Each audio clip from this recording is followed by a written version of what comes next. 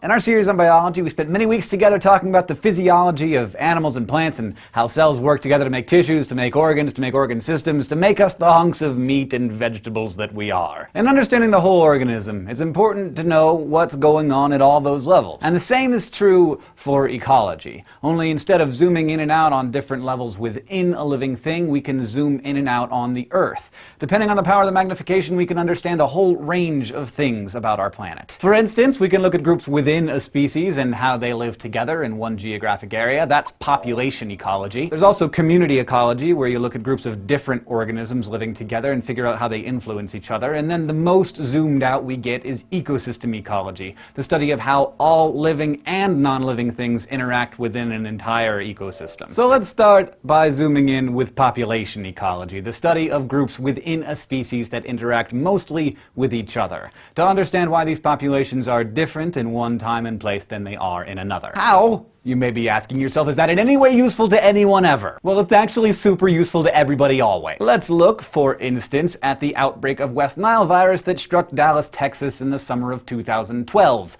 In Dallas County, 12 people died from the virus as of the filming of this, and nearly 300 people have been infected. But in 2011, the whole state of Texas reported only 27 cases of West Nile and only 2 deaths. That seems kind of significant. So what's up? Turns out that this is a population ecology problem. West Nile is a mosquito-borne illness, and the population of mosquitoes in Dallas in 2012 busted through brick walls like the Kool-Aid man, spreading West Nile like crazy. So why did this outbreak happen in 2012 and not the year before? And why did it happen in Texas and not in New Jersey? The answer is population ecology.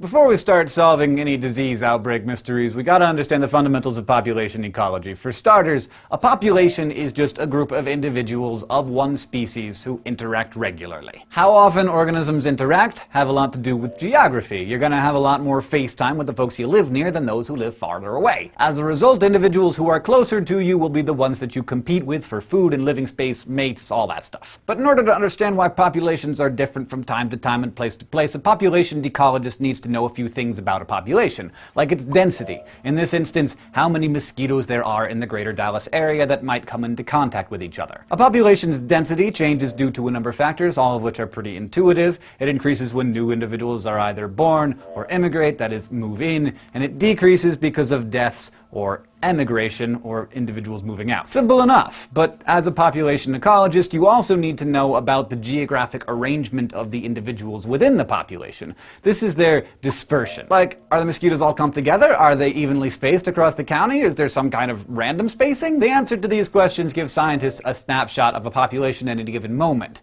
And to figure out a puzzle like the West Nile outbreak, which involves studying how a population has changed over time, you have to investigate one of population ecology's central principles: population growth. There are all kinds of factors that drive population growth, and they can vary radically from one organism to the next. Things like fecundity, how many offspring an individual can have in a lifetime, make a huge difference in the size of a population. So for instance, why do mosquito populations seem to grow so quickly, while the endangered black rhino may never recover from a single act of poaching? For starters, mosquitoes can have 2,000 offspring in their 2-week lifetime, while the rhino can have like 5 in 40 years. Still, a population doesn't usually or even ever grow to its full potential, and it can't keep growing indefinitely. To understand how fast or slow and high or low a population actually grows, you need to focus on what's keeping growth in check. These factors are appropriately called limiting factors. Say you're a mosquito in Dallas in 2011, the year before the outbreak. Back then, the growth rate wasn't what it was in 2012, so something was keeping you down. To figure out what your limiting factors were, you first have to narrow down what you need as a mosquito to live and reproduce successfully. First, you gotta find your food. Now, you mosquitoes, you eat all kinds of things, but in order to reproduce, assuming you're a female, you need a blood meal. So you have to find a vertebrate and suck some of its blood out. Presumably, there's no shortage of vertebrates walking around Dallas for you to suck blood out of. I have good friends who who are vertebrates in Dallas. You might even be able to suck some of their blood. Next, temperature. Because you mosquitoes are ectothermic, it has to be warm in order for you to be active. And Texas is pretty warm, and the winter of 2011-2012 was especially balmy. In fact, the summer of 2012 was exceptionally hot, which helps speed up the mosquito life cycle. So that's one limiting factor that's been removed for Dallas area mosquitoes. Moving on to mates. If you're a female mosquito, you need to find a nice male mosquito with a job and preferably his own car, because you know Dallas is a pretty big city, to mate with. This isn't actually all that hard because of the way that mosquitoes do it. Males just gather into a mosquito cloud at dusk every night during mating season, and all the female has to do is find her local dude cloud and fly into it in order to get mated with. Easy cheese. Finally, space. And aha, because here we have another important clue. Mosquitoes need to lay their eggs in stagnant water, and if there's anything mosquito larvae hate, it's a rainstorm flushing out the little puddle of water they've been living in. And since Dallas saw a pretty severe drought in the summer of 2012, there were lots of pockets of stagnant, nasty mosquito water sitting around, acting as nurseries for many, many West Nile infected mosquitoes. So when we look at this evidence, we find at least two limiting factors for Dallas's mosquito population growth that were removed in 2011. The constraints of temperature and space. It was plenty hot, and there were lots of egg-laying locations, so the bugs were free to go nuts. Population ecologists group limiting factors like these into two different categories: density-dependent and density-independent. They do it this way because we need to know whether a population's growth rate is being controlled by how many individuals are in it, or whether it's being controlled by something else. And the reason these limitations matter is because they affect what's known as the carrying capacity of the mosquito's habitat. That's the number of individuals that a habitat can sustain with the resources that it has available. So, density-dependent limitations are factors that inhibit growth because of the environmental stress caused by a population size. For example, there may simply not be enough food, water, and space to accommodate everyone. Or maybe because there are so many individuals, a nearby predator population explodes, which helps keep the population in check. Things like disease can also be a density-dependent limitation. Lots of individuals living in close quarters can make infection spread like crazy. Now, I don't think that the Dallas mosquitoes are going to run out of vertebrates to dine on anytime soon, but let's say hypothetically that the explosion of local mosquito populations caused a similar explosion in the number of Mexican free-tailed bats, the official flying mammal of the state of Texas. And they eat mosquitoes. That would be a limiting factor that was density dependent. More mosquitoes leads to more bats, which leads to fewer mosquitoes. It's pretty simple. When density dependent limitations start to kick in and start to limit a population's growth, that means that the habitat's carrying capacity has been reached. But the other type of limiting factor, the density independent ones, have nothing to do with how many individuals there are or how dense the population is.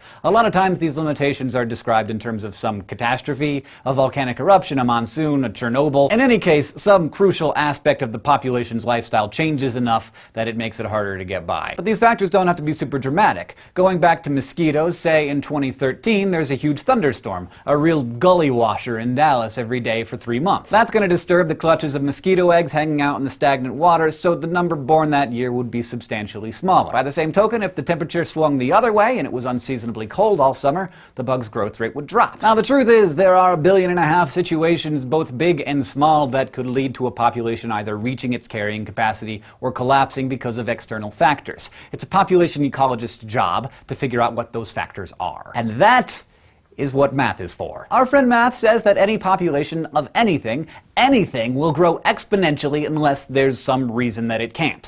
Exponential growth means that the population grows at a rate proportional to the size of the population. So here at the beginning of 2012, we might only have had 1,000 mosquitoes in Dallas, but then, after say 1 month, we got 3,000. Now with 3 times as many reproducing mosquitoes, the population grew 3 times as fast as when there were 1,000. So then there are 9,000, at which point it's growing 3 times as fast as when there were 3,000, and on into infinity. And in this scenario, the mosquitoes are all carrying capacity, my chitin covered butt. There's no stopping us. But you know what doesn't really happen? I mean, it can happen for a while. Humans have been on an exponential growth curve since the Industrial Revolution, for example. But eventually, something always knocks the population size back down. That thing might be a density-dependent factor like food scarcity or an epidemic, or a density-independent one like an asteroid that takes out the whole continent.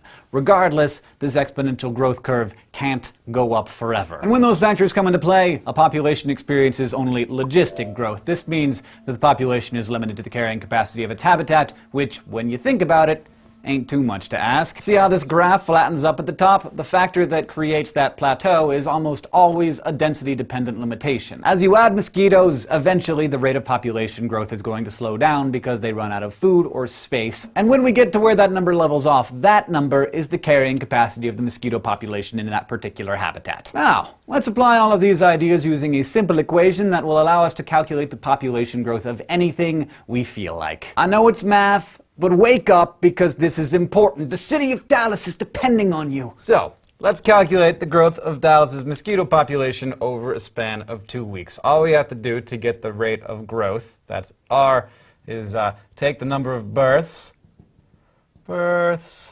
minus the number of deaths, and then divide that all by the initial population size,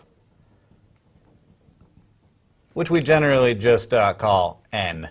So let's say we start with an initial population of 100 mosquitoes, and each of those mosquitoes lives an average of 2 weeks, so our deaths over a span of 2 weeks will be 100. Half of these mosquitoes are going to be female, so 50 of them, and they can produce about 2,000 babies in their lifetime, so that's times 2,000. Ooh. So 50 mommy mosquitoes times 2,000 babies per mommy, and you get births equaling 100,000 little baby mosquitoes. Once we plug in all the numbers into this equation, even though this is totally a hypothetical, we will see the true scope of Dallas's mosquito problem. So blink, in 2 weeks the population had 100,000 babies and only 100 of them died. So this is a population growth rate, if you do the math, of 999. This means that for every mosquito out there at the beginning of 2 weeks, there will be 999 more at the end of 2 weeks. That is a 99,800% increase by Thor's hammer. Again, these are hypothetical numbers, but it gives you a sense of how a population can just go out of control when all the factors that we talk about go in its favor. And you guys haven't even seen trouble until you see what the graph of human population looks like over the last couple of millennia. But to find out more about that, you're going to have to join us next week. Until then, thank you for watching this episode of Crash Course Ecology, and thanks to everyone who helped put it together. The table of contents is over there if you want to go rewatch anything, and if you have any questions for us, we're on Facebook and Twitter, and of course, in the comments below. See you next time.